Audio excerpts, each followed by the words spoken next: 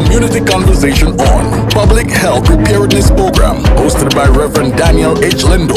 Open discussions and insights on heat warnings and other public health emergencies. Philadelphia Immunization Program, preparing your home for every season. Personal preparedness to stay healthy. Engaging faith-based and community organizations to consider planning for emergency. This and more is going down and will be discussed live on Island Vybe, Philly Caribbean Station, www.islandvybe.net, every Monday, 7 p.m. to 8 p.m.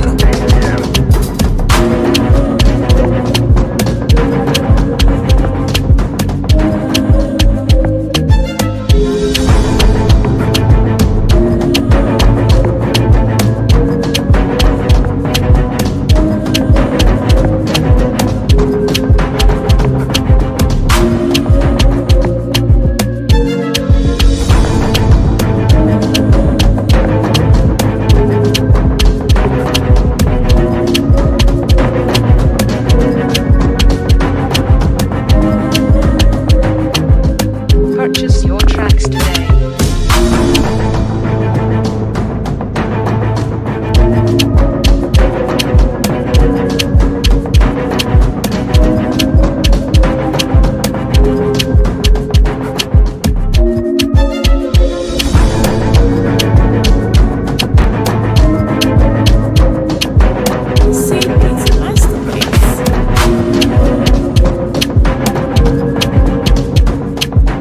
Rising Hope for Change presents a community conversation on Public Health Preparedness Program, hosted by Reverend Daniel H. Lindo. Open discussions and insights on heat warnings and other public health emergencies. Philadelphia Immunization Program, preparing your home for every season. Personal preparedness to stay healthy. Engaging faith-based and community organizations to consider planning for emergencies. This and more is going down and will be discussed live on Island Vybe, Philly Caribbean Station, www.islandvybe.net, every Monday, 7 p.m. to 8 p.m.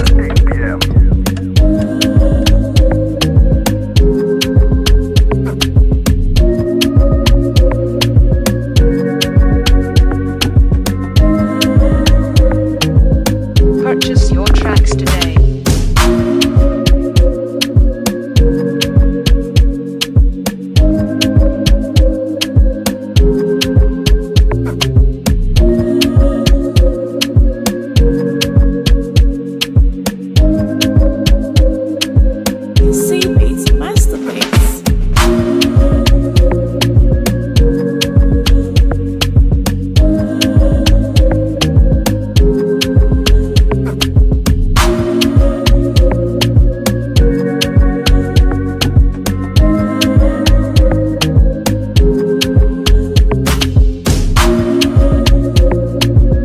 Purchase your tracks today.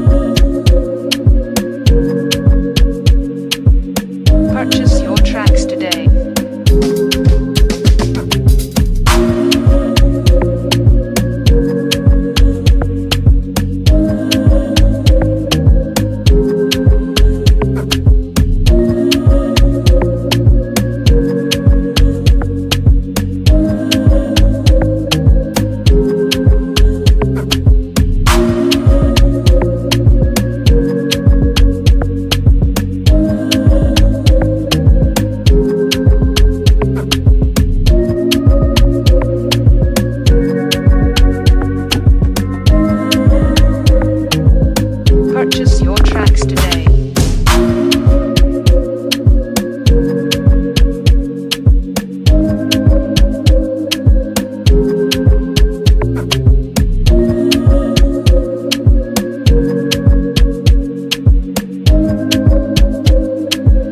C Beats Masterpiece.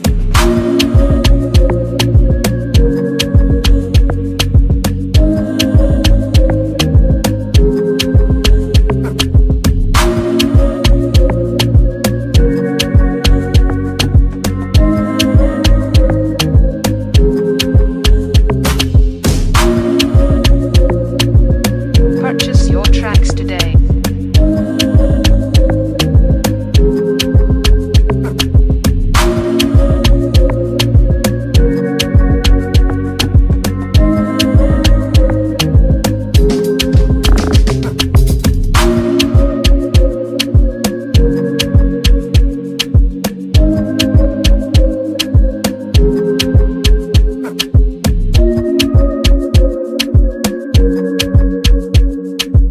C Beats Masterpiece.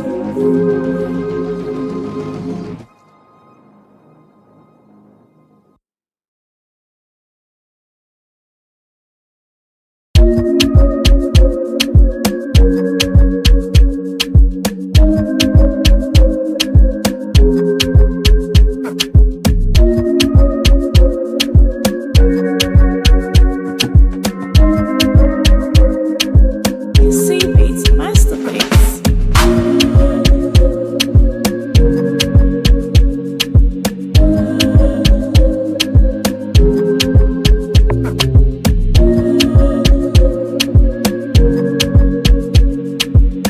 Purchase your tracks today.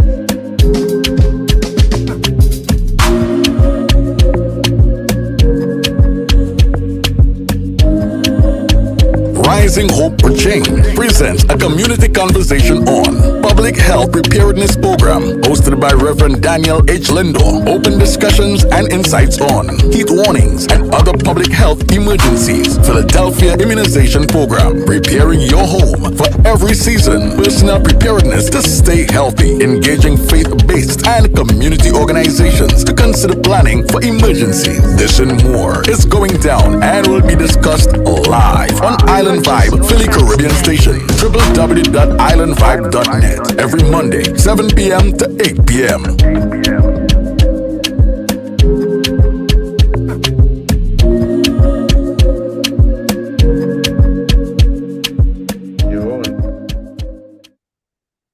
Hello, good evening, beautiful people out there. It's a nice day. It's a wonderful, warm day. Already feeling the summer. Yes, already feeling the summer. But it's a beautiful, beautiful day there. Thank you, thank you, thank you for always being there. So my name is Pastor Daniel Lende, and I'm the Executive Director for Rising Up for Change. We come to you this evening again. On a community health talk um, and discussing issues that affect our community. And tonight we want to talk to you more about the current issues that maybe people can easily overlook, which were really relatively hard over the past period. But we want to remind ourselves not to really forget about it. And so tonight's talk is all about keeping ourselves healthy, also keeping our family and loved one healthy. And so we want to talk to you tonight about COVID. Want to talk to you about vaccinations. It might not be the hottest topic on the block now, right? But yet, it's a profound uh, topic that we want to talk about still because uh, sometimes we forget about those things, and then when we forget, what usually happens is that uh, we in turn to you know kind of have the aftermath of it. But tonight we want to talk to you about ways that you can still get vaccination, but most importantly prepare for any sort of emergency, health emergency crisis. All right. So the best way to start that is to begin to let us know that, yes, don't forget, summer is almost here. June 21st, we'll be starting summer. And before you enter into summer with this spring that is very now coming to a closure, you want to really get set for the summer. Many people will be going on the beach, many people will be partying, many people will be going to other occasions that will be densely populated. But the question will be, um, are you fully up to the task for all of this, right? Don't forget that we still need to ensure that we can still uh, be healthy, and we do so by taking all of our required vaccinations. And so I'm joined together tonight with the program officer of Rising Up for Change, and I'll let her introduce herself, and then we can keep the ball rolling. Ms. Clever. Good evening again, everyone. Welcome to our show on Island Vibes. I hope we can have a great evening and a very meaningful conversation tonight. So thanks for joining. For those who will watch later, we hope that you will enjoy this podcast as much as we will. Thank you, Pastor Daniel, for being here too. Oh, you're welcome, and thank you for always sparing your time to be here, helping our people, to keeping them safe, bringing vital information to our people. Well, folks, as you already learned and heard it, one of the things we are here tonight is to really encourage us to say that we shouldn't forget about the vaccination. All right, whether it's COVID, whether it's flu, whether it's all sort of stuff, but don't forget about vaccination. So, as we talk about vaccination again, uh, Ms. Carol, why is it so important for us to encourage people, even though things like COVID is not the hottest topic on the block anymore? Um, but why is it important for us to talk about people getting vaccines or maybe even boosters, including flu vaccines and so forth? Why is it important? It's still very important because in as much as it's no longer an emergency, we know that, or we have to continue to remind ourselves that COVID is still around. COVID-19 is still around. We are living with it now. We're going to be living with it for God knows how long. And because we have seen where we have been with COVID, how it treated us, how it impacted our lives negatively, and all of that, we do not want to have another outbreak. So the vaccine is important because it's going to help to minimize that. And like we always say, the vaccine definitely does not stop you from contacting the virus, but if you do, it's going to help you to not be as sick as you would if you are not vaccinated, which also kind of limits the spread of COVID-19. So you're not going to have more people who are going to be sick and passing around. You're going to have less sick people. The lesser sick people you have, the better for everybody. Because if everybody's sick, then that's an outbreak, and then it could spread and become something else that we might end up regretting. So it's best to get the vaccine so that way you know that you're safe and you stand a better chance, even if you get the virus. That's right. That reminds me to really bring to the attention here, one senior respected elder in our community where we have one of our offices uh, outside of Philadelphia in Derby, actually. Um, the person works in a very respectable, he's a former veteran. So he was supposed to do a piece of work for us, and he unfortunately someone passed from him in Florida, so he had to go there week before last. He went there, and then while he was there, he caught COVID. Mm. So he returned. He has to go to the VA because he's a former veteran. So he has to go to the VA, and then he has to be quarantined there, right? And he Mm. did just this gone Friday, his how do you call it? His time was finished. The quarantine time they gave him was finished. This gone Friday. Right. That tells you so that we still don't have to forget about taking vaccination or being aware about COVID. This thing is still real, and it's important that we, if you have not taken it, if you have not taken boosters, it might not be the hottest topic you want to hear at this time. It's the least thing anybody want to hear now, Mhm. but it's important that you prepare ahead of time.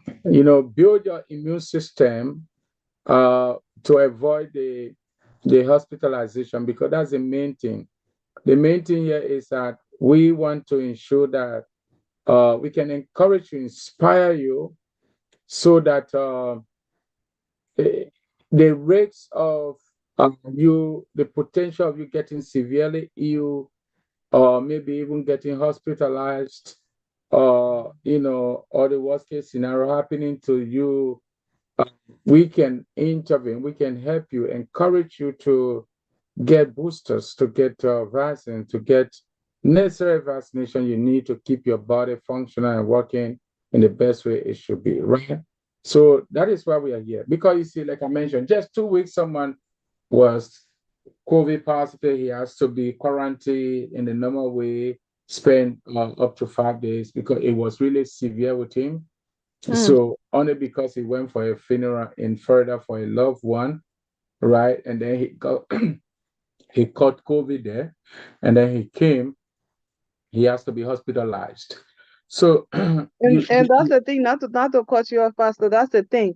Some of them might catch the flu and they're able to move around and still strong enough to do things for themselves. Another person might catch that same flu and they completely down, like they can't do nothing. Same thing with the COVID. So people immune systems are different. People's systems are different. You don't know how bad it's gonna treat you. You don't know how severe it's going to be, so the best thing is to protect yourself. The second point is this man who traveled from Florida all the way to Philadelphia. Now look at the risk. Look at how many people he came in contact with, or he could have come in contact with, that might have contacted COVID-19 from him. This is how things spread, you know. So if other people were on the plane or were around him who were not vaccinated, also that spreads easily, and they might also become severely ill. sorry, and particularly with the, imagine he went and he was in a funeral, so he was in a gathering with this spring, excuse me, with this yeah, the spring that we are already enjoying, like summer already. Uh, and in the next couple of days, in the next 3 weeks, we shall be in summer, right? And people will be outing. Already, people are outing. People planning their vacations. People planning. 4th of July is around the corner. Travels will be there, and so forth. So it will really be good if people will be able to, for the sake of your own health, for the sake of your loved ones, to just really consider, uh, getting your own vaccine. But talking, as we talk about that, what should people really do in terms of what they can do to stay updated on the availability of those vaccines that they need to take? What do you think are the possible ways for them to be updated about those? You can always check up online, check websites, but most importantly, you can check up with your PCP. I know pharmacists also reach out just recently, because I had to pick up my some drugs from the pharmacy. As soon as I got it, like a day after, or probably the same day, I'm not too sure. They sent me a message and they're like, "Hey, with my name, Kebe, you need to be fasted. The hepatitis B vaccine is available. You can schedule as so and come and get your vaccine."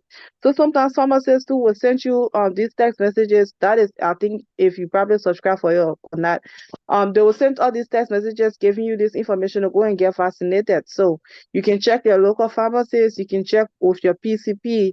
If you're not sure, there are a lot of information online that you can also check just to be sure.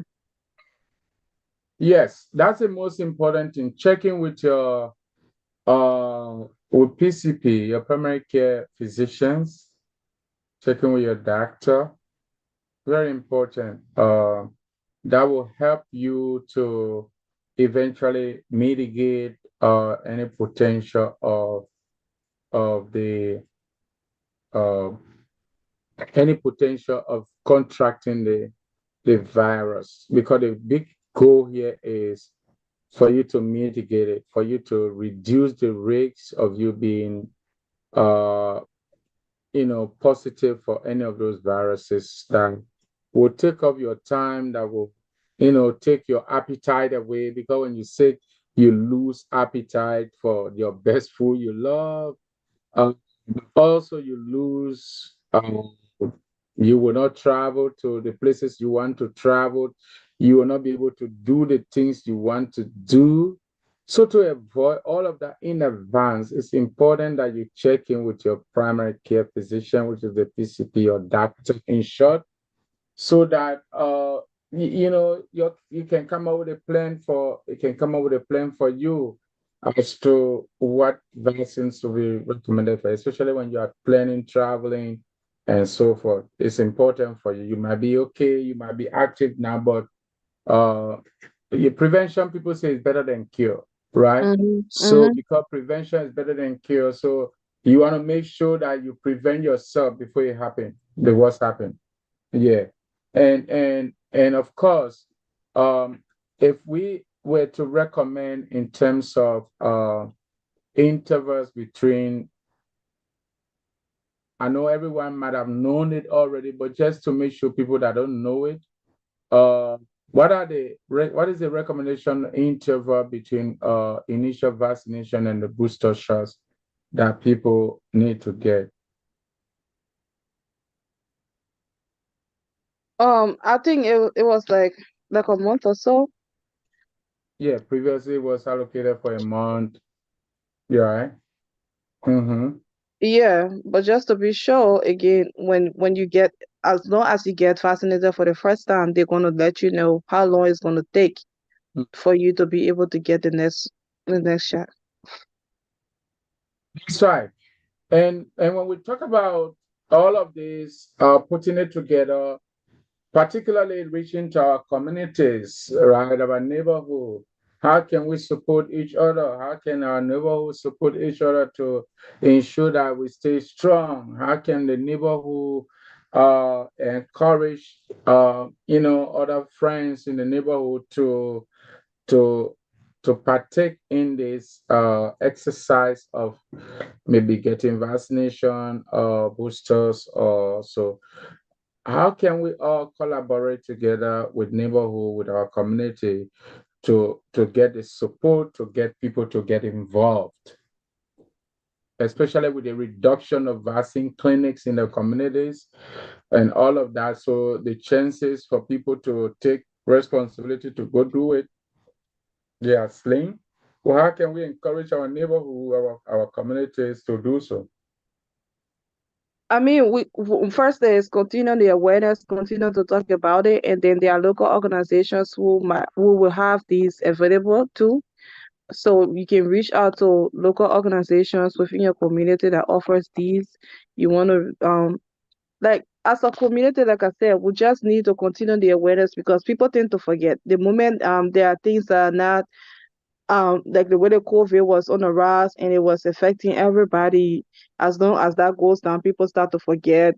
People start to think that it's no longer as important as it used to be. But the more you carry on awarenesses, the more you continue to talk about it, the more people get reminded of the importance to carry that on.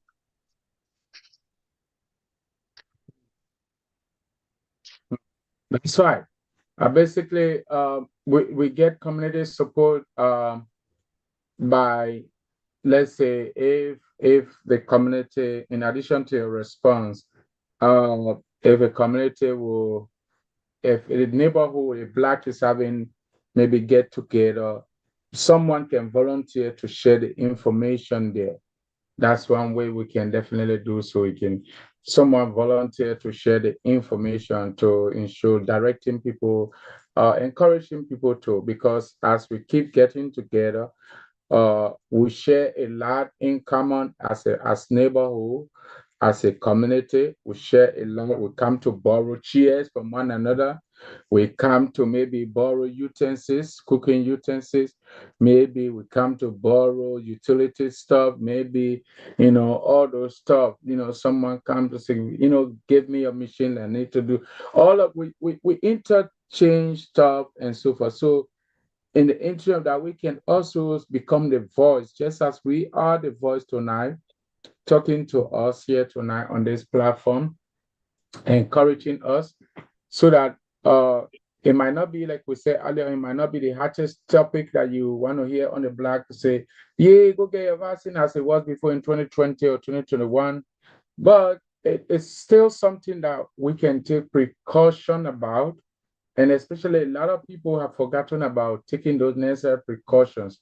So because people have forgotten about taking those necessary precautions, we are only simply here to say, look, as you move along, it will be ideal that you don't forget totally about what happened 3 years ago, right? What happened 4 years ago? What happened 3 years ago?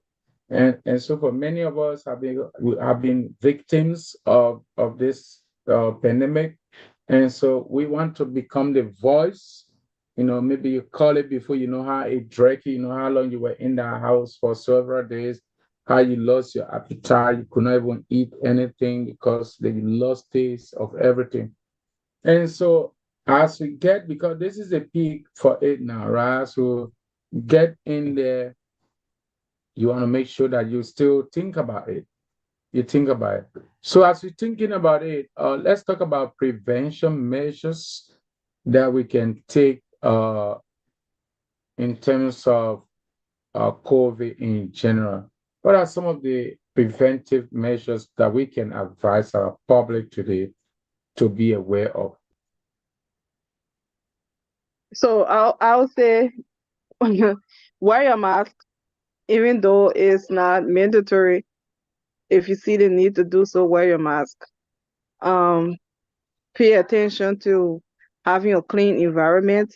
Wash your hands. Germs and viruses, they spread faster from your hands because you touch things, you touch surfaces, and then you touch your face, you touch your ears, your nose, your mouth, you know, the food that you eat that enters to your system from your hands. So you want to make sure that you always wash your hands properly, not just wash it. Make sure you wash your hands properly. You want to have a good hygiene habits. Um, Again, the vaccine, which is the number one way to help spread the virus. So as we're talking about being vaccinated, make sure that you are vaccinated. Make sure that you're encouraging other people who are not, that are around you or close by, to get vaccinated. So those are just most of the things that you can do to help yourself and help people around you. Exactly. And that's it. The measures that you can still take is when you come from any area, it's important you wash your hands, right? It's important we keep washing our hands method. Because one of the things we easily forget is that we trust our hands so much, we're quick to forget all the places our hands went to touch, things our hand reach out to, the people we touch, the surfaces we touch. Even sometimes you sit in your car, you're driving, multiple times you might have, you know, just come from elsewhere, touch the steerings, the door. Someone Mhm. might have been laying on your car and they touch the car door. All of those germs live there and so forth. So one of the measures we can do, it doesn't really hurt for washing hand. Does it hurt? No. Okay, so washing hand, I know the only thing that will come is you weak. I understand completely. You can get weak. You trust the hand. You want to just it happen all over, but like you don't want your hands to be white and so forth because you consistently washing them. But which one would you prefer? Leaving germs in your hand, get sick, or practice good hygiene and hand washing. And I Okay, mean, if you feel that you're gonna be at a place that you might not have easy access to water and soap where you'll be able to wash your hands, get your hand sanitizer. I remember hand sanitizer came in very handy during the COVID-19. You know, everybody had hand sanitizer. Wherever you go, you were sanitizing your hands. You were, you know, so make sure you still have those on you. talking about, yeah, getting your hand sanitizer and all of that. That's true. And I was just looking at mine right here before my computer, right here, and so forth. Yeah, I always have my little hand sanitizer with me. I don't know where it dropped just now, but yeah, that's very important. We still kind of it kind of stuck with me always. Like I got it in my bag, I got it in my in my office where I sit, wherever I am, I got it, and so forth. Get as little but that bottle is, stay have it with you, and so forth. Especially if you are having medical condition, you are having alignment, right? Um, Hmm. underlying medical condition. They call it underlying medical conditions. Things like diabetic, you high blood pressure, you name all the medical conditions that you think about. All right. So you one of those persons that doctor have placed on the checklist to say, well, be careful about this, be careful about this, be careful about this. Then understand that you have underlying medical condition. Because you have underlying medical condition, that's even more thing that you need to. That's the very reason why you need to make sure that you are up to date with your all the vaccines. You are up to date with all the things that you need to really do. Yes, and so yeah, get that done. And then I think you talk about masking, right? Face Hmm. masking. So yeah, that was something that was really like we used to have masks all over the place in our car. It's hanging all over the place to Yeah. the point like up to today, people still got that, all over the place. I say I Hmm. have masks in my bag. I don't even know how many masks there. So you get, it may not be something you move along all day with you like the way you go. At least have it. You never tell when you will need it. Still, you never tell when you're gonna need it, and very important. All right, very important. So don't forget about hand washing. And part of the hand washing, sometimes we just do like this and then we'll do like that, we're gone. Mm. It's good that we always wash our hands properly, right? Between your two tongues, right? You wash it, and then also to make sure that between your fingers, your nails, it's important that we practice these best hygiene practices. And also, as we talk about good hand washing practice, which is really good, um, when we're in a crowd, in as much as we need to be in a crowd, would you advise that we need to be aware of our surrounding in terms of the way we get mixed up and so forth? Do people need to really be sensitive about that?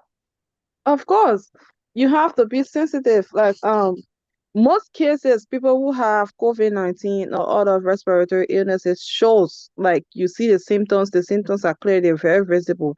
You see this person showing signs, you have to pay attention because if you in a public space or in a public gathering where there are a lot of people and then you just among them, you're not watching out for yourself, you definitely going to be around people who have it and you don't even realize it before you know you already caught something that you're taking along with you.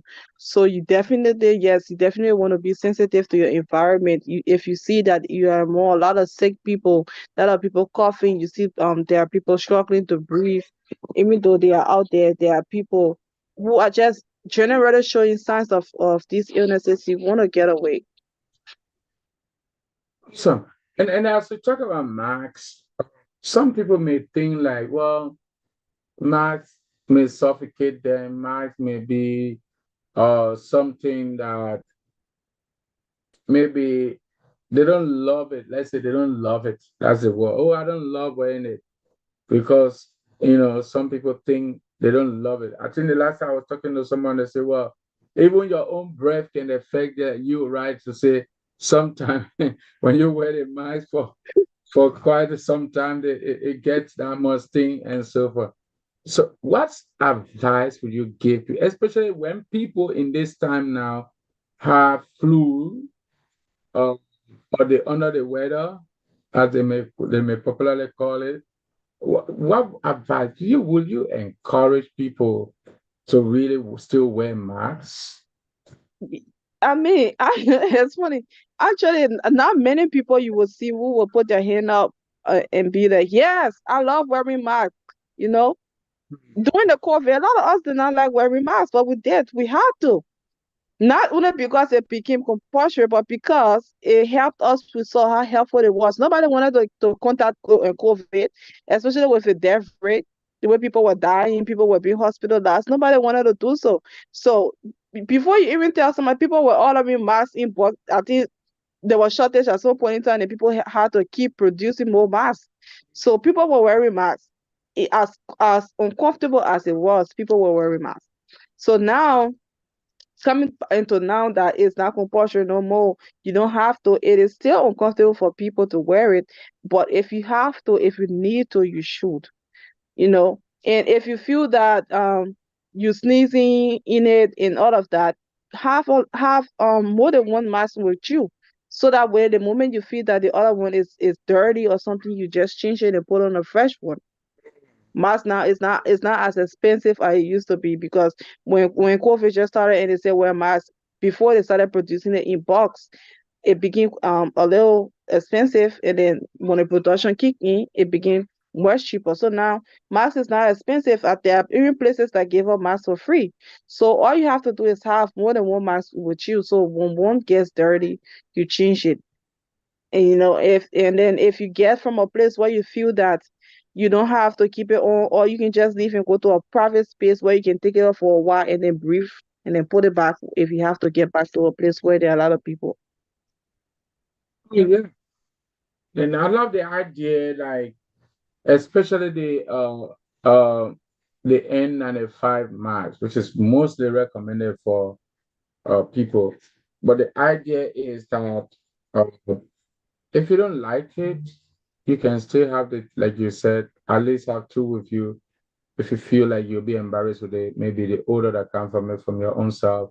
Um, but you can always change it. You are not forced to use it for that, but over and over, single mask, using it over and over. But you can still change it, pull on a new one. But especially when you think that you are in a public space, you're going to be among people, you're going to be sneezing, and then you all over the place down there.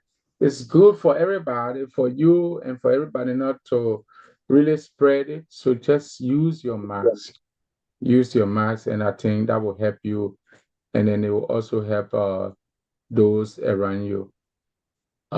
So as we keep talking about this, and I was just thinking, what people who are exposed or suspected to be exposed to COVID, or maybe flu or any other virus that we are talking about here, what do you think that these people, what is the best advice for them?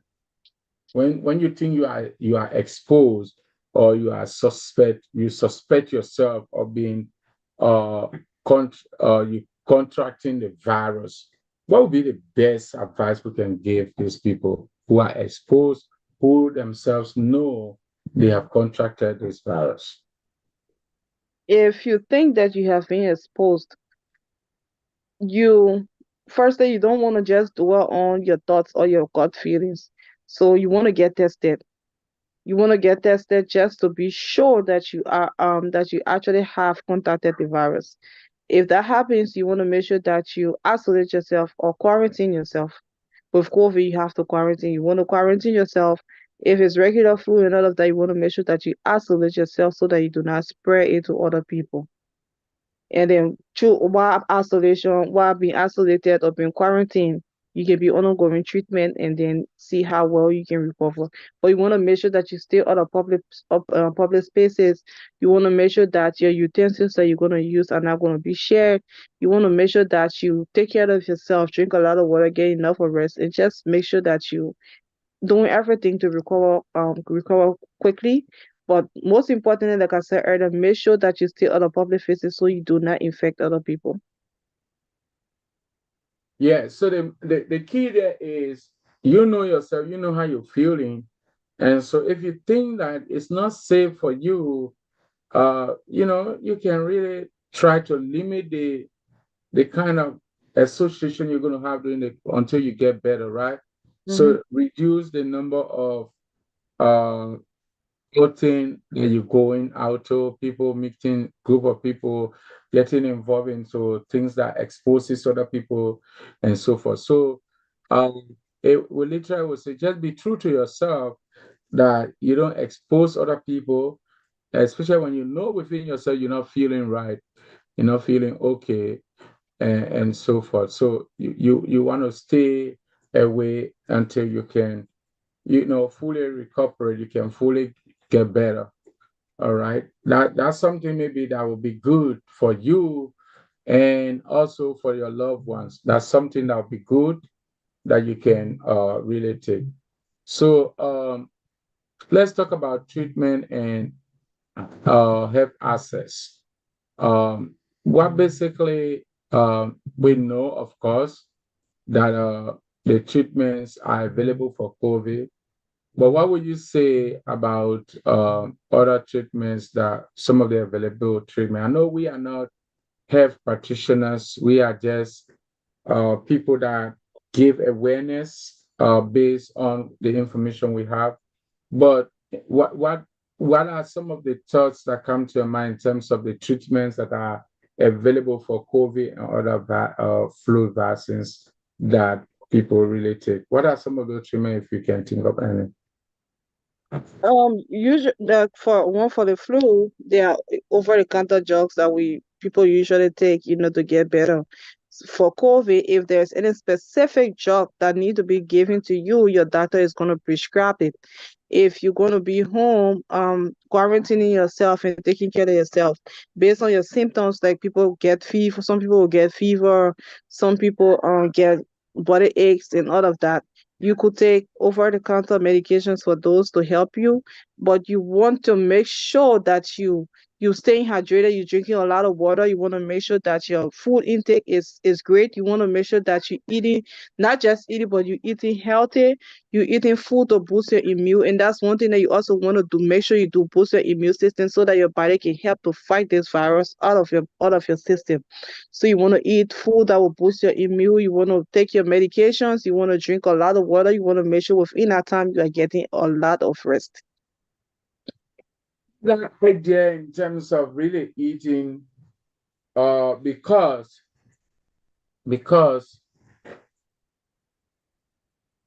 if the immune system is not supported, you gave a lot of work to the immune system to be able to fight the the virus they are fighting against. And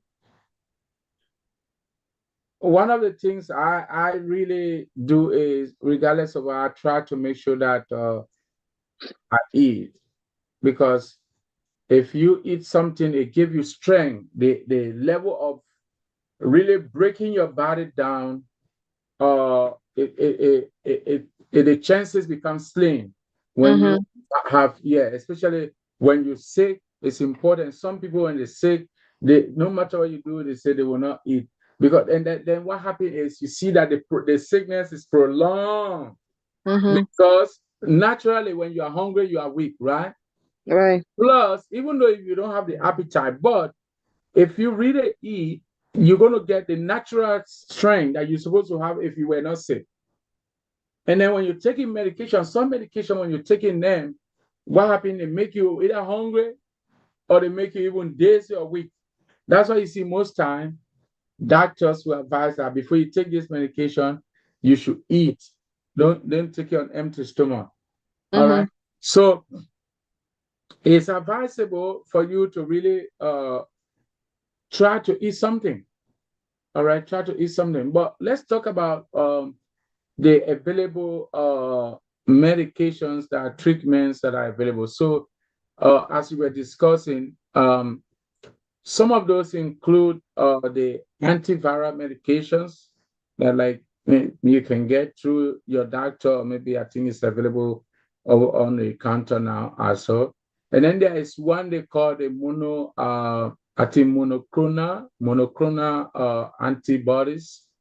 Uh, those are another one that you can really get. And also the supportive care treatment such as oxygen therapy. So you can get those because uh, don't forget that when people contract COVID, for example, one thing that happened to them is for some people, particularly get weak immune system, breathing become difficult for them. And so Right. that's when ventilation, will come in. So breathing become difficult. So they need something to help them to do so. And so that makes it so important for people to know that those things are available. So as we talk about that, maybe someone may be asking a question in the audience there and say, how can we access then all these treatments you're talking about? How can we access the vaccine? How can I access it? Looking at the danger the pandemic COVID caused during the last 4 years, particularly 2020, 2021, 2022, and so forth. If we were to encourage people to talk to them about having access to these treatment centers, uh, where can we refer them to mostly? And while she's preparing to come, literally, I will begin to state that uh, you do so through a healthcare provider. That's the primary place you get your treatment, okay, through your healthcare provider. Through your healthcare provider, through your hospital. Um, and the good news is that nowadays, doctors or hospitals have made it, your PCPs have made it even easier that they can do telehealth services, right? They call you on the phone and they can do consultation with you on the phone. And they can, based on what the consultation was, they can make a prescription for you.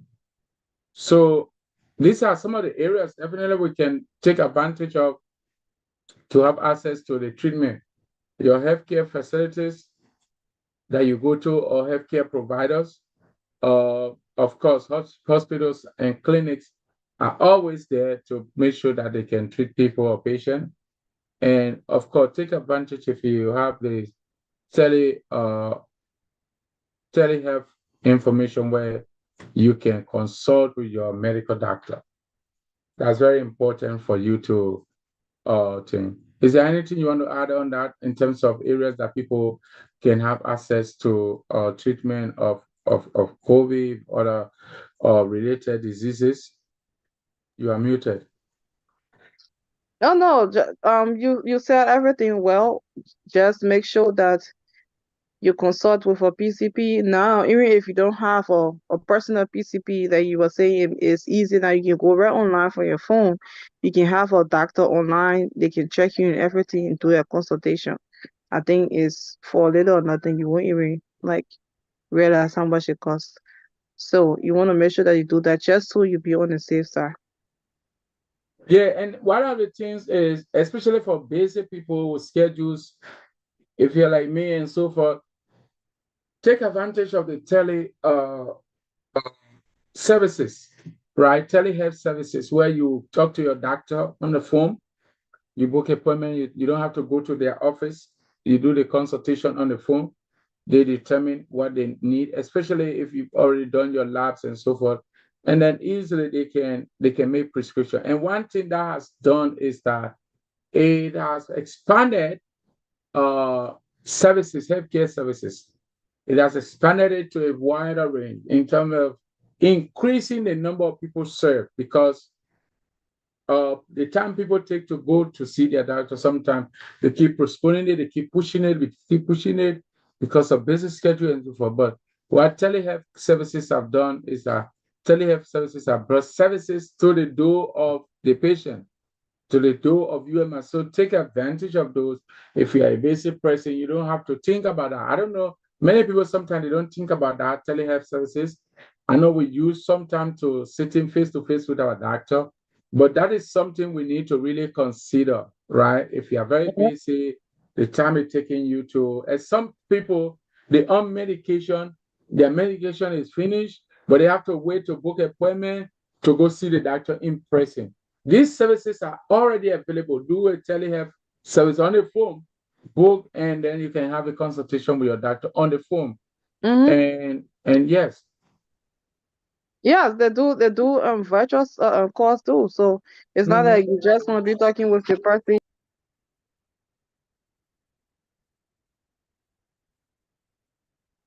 yeah, So it's not you just want to be talking with the person on the phone. You can see the person can see you. Sometimes if you're showing certain symptoms or that they want to see to be sure, they look at you and see, you know. And if there's any need that they feel that they have to see you in person, then they're gonna let you know.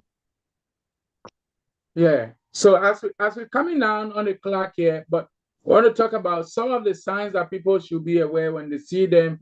They should know and be careful that maybe I have COVID. I need to see my doctor.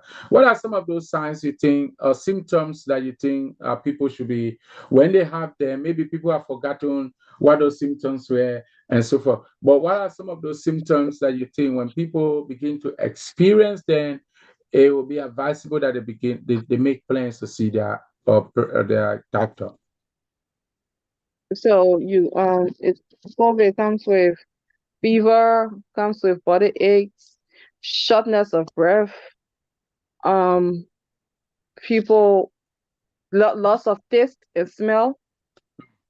People with sometimes you eating the food you cannot even taste. That was a very common symptom with COVID, especially during the pandemic. Um, Coughing. Some people like, and then you feel the pain, chest pain, comes with a lot of chest pain. Um, what else? And when we in Yeah. fact talk about these are just maybe normal COVID, right? Because they have long COVID. They got something called long COVID or ongoing health issues, right? Mm-hmm. And if you ever suffer from that, you need to watch up to those symptoms, which include being fatigued, right? Or you experience tiredness in your body. Okay, brain fog. Your brain will clog and it can kind of pick up things. It can pick up things. I don't care how much you rest, it can pick up things. But of course, like shortness of breath, you talk about that, right? Which Mm-hmm. is very important. That when you're facing all of those, it's important to take note that you need to consult with your doctor. And like you mentioned about chest pain, right?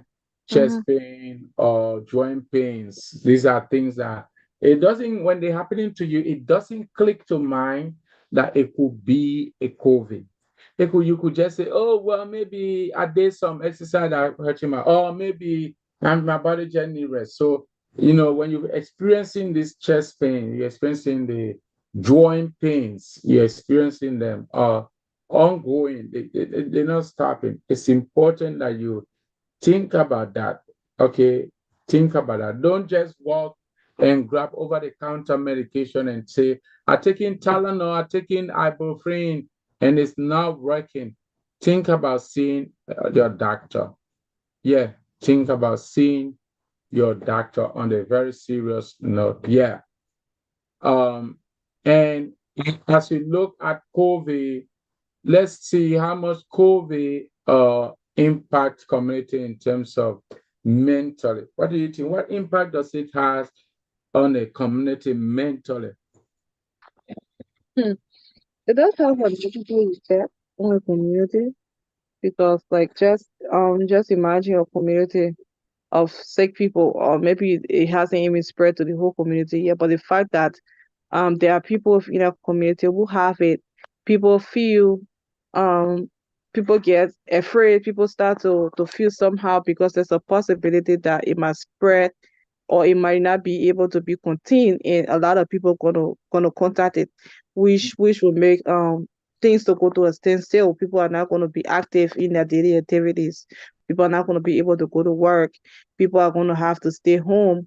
which will also limit put some limitation on people income, because if you cannot work and then your bill starts to add up, nobody's coming to your rescue.